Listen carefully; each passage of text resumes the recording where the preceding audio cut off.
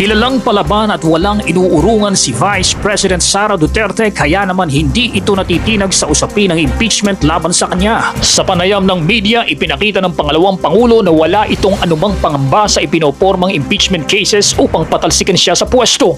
Mas mabuti na yon na merong impeachment cases para kung ano man yung mga akusasyon nila ay maayos na natin masagot kasi nakalatag at maayos ang proseso ng batas natin regarding impeachment. So doon, masasagot natin ng maayos kung ano man yung sinasabi ng ating mga members of the House of Representatives na mali ng ginawa. No?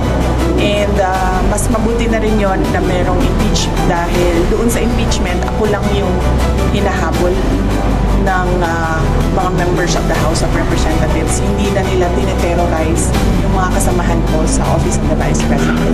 Nagbigay rin ng words of wisdom ang bise bilang kataga ng pananalig niya sa makapangyarihang Diyos. Sa lahat ng plano ng tao, Diyos pa rin. Ang plano ng Diyos pa rin yung nasusunod. So, man can only plan, but it's always God's purpose. It shall prevail.